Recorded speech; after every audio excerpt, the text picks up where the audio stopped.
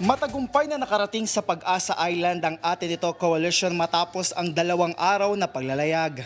Ito'y sa kabila ng pagkaantala sa pag-alis ng grupo kasama na ang hamon na makalipat mula sa barko ng MV Kapitan Felix Oca sa mas maliit na vessel na ML Chawi na siyang nagdala sa grupo sa isla. Ito na ang pinakamalayong narating ng civilian mission ng grupo bilang bahagi ng patuloy na pag-iit ng karapatan ng bansa sa West Philippine Sea, kung saan matagumpay na nakapaglagay ng bandila ng Pilipinas ang grupo sa Pag-asa Sandy K2 sa pangunguna ni Akbayan Representative Dada Kiram Ismula. Ayon sa grupo, kanilang nalagpasan ng mga Chinese vessels na nagbabantay malapit sa lugar. Tagumpay po ang mission natin na ilagay ang ating bandila, ang atin ito, sa atin po talaga ang pag-asa. Sa atin po talaga ang West Philippine Sea. We're happy to report that we have just successfully planted a Philippine flag and an Atin Ito flag at Pag-asa K1, also known as Sandy K1, at 6 a.m. this morning. Anyang maliwanag ang kanilang mensahe, ang West Philippine Sea ay sa ating bansa at walang anumang panggigipit ang makakabura nito.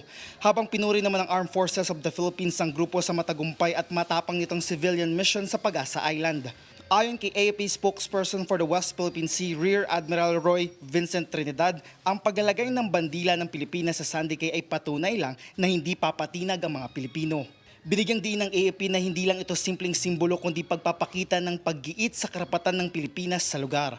Matapos ito, naisakatuparan din ang pagsasagawa ng patriotic jet ski flag ride sa bisinidad ng Pag-asa Island. Kasabay nito, nakapamahagi naman ang grupo ng food packs, school supplies, hygiene kits at langis para sa mga mangingisda na malaking tulong lalo't mataas ang presyo ng langis.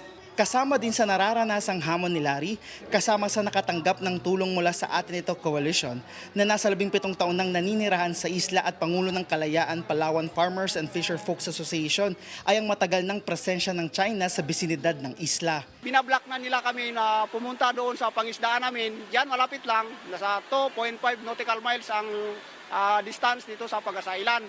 Hindi na kami makapangisla doon kasi papunta pa lang kami doon ay ginablock na nila kami, inarang para hindi kami makalusot doon sa pangisdaan namin.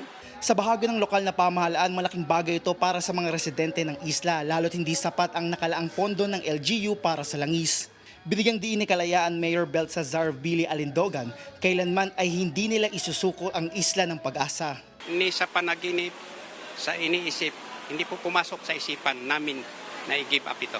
Mayroon tayong soberenya dito, mayroon tayong effective occupation, matagal na, since declaration ng PD 5096, mayroon ng mga mamamayan, lalo na ngayon na ito ay tinutukan ng national government.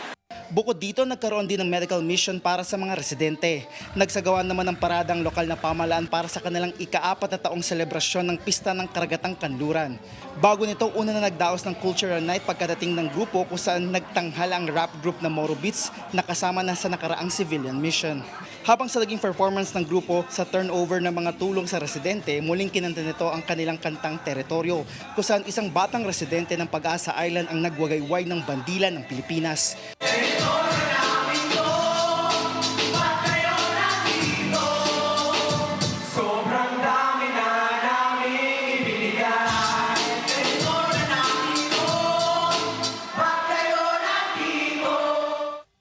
Hindi matatawaran ang sakripisyo ng mga residente ng Isla ng Pag-asa. Ito'y dahil sa hamon na kanilang kinakaharap araw-araw, ang presensya ng China.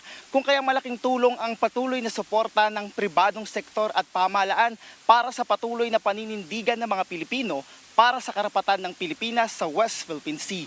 Mula dito sa Pag-asa Island, Kalayaan, Palawan, Rod Lagusad, para sa Pambansang TV sa Bagong Pilipinas.